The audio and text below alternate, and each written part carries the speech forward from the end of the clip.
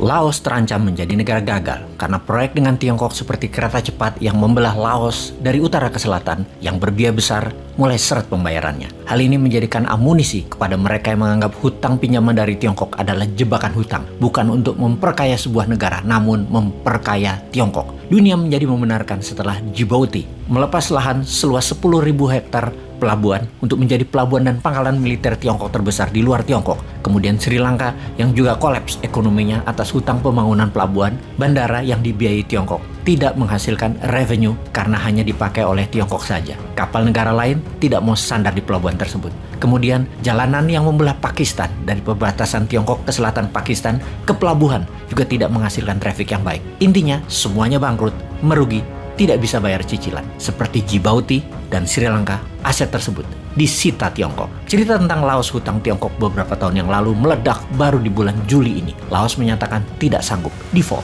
Ini menjadikan amunisi bagi pengkritik China debt trap diplomasi dalam tanda kutip yang dengan lantang mengatakan, "Tuh kan, gue bilang juga apa?" Dapat dipastikan ke depan proyek Tiongkok di Laos diambil alih Tiongkok selama 50 tahun ke depan. Laos tidak perlu membayar cicilan dan pokok, namun selama 50 tahun dikelola Tiongkok aset-aset pembangunan tersebut, salah satunya kereta cepat di Laos, diambil Tiongkok. Pastinya, Laos memiliki hutang 14,5 billion dolar. Kecil memang kalau dalam ukuran dagang, namun Laos bukan negara eksportir kelas dunia. Hutang yang bernilai 14,5 billion cukup membuat ekonomi Laos terganggu karena 14,5 billion adalah 88% dari nilai GDP negara Laos. Dan itu hutang jadi besar sekali nilainya. Sudah kategori berbahaya. Ini yang membuat pengkritik debt trap Tiongkok selalu mengingatkan, Tiongkok memang menarget negara yang tidak mampu bayar untuk membuat atau membangun hal yang kurang terlalu dibutuhkan negara tersebut, namun memiliki pengaruh politik atas pejabat yang berkuasa agar terlihat keren dan terlihat membangun. Kembali ke Laos, proyek kereta api dari ibu kota Laos, Vientiane,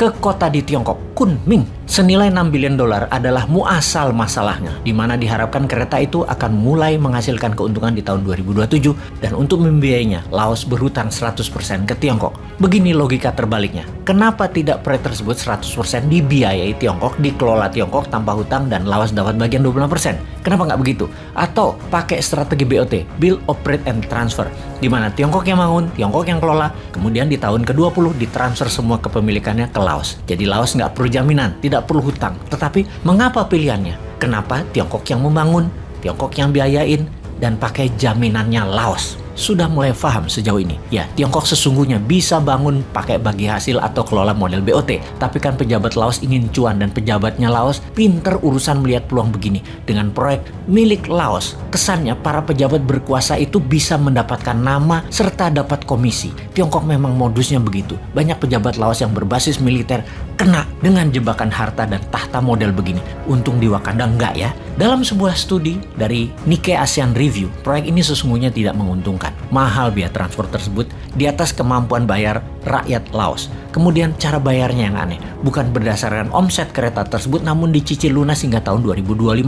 Hal ini yang membuat lumpuh uang beredar di Laos. Hanya untuk bayarin hutang proyek tersebut, Laos kering uangnya. Akibat cash tunai terbatas, impor kebutuhan utama Laos akan BBM dan pangan terganggu, menjadi Laos saat ini inflasi meningkat tinggi sekali hingga 13%, terburuk dalam 20 tahun ini, dan mata uang Laos KIPS terdevaluasi 40% dalam setahun ini. Tahun lalu, 1 dolar adalah 9.400 KIPS. Sekarang 1 dolar 15.000 KIPS.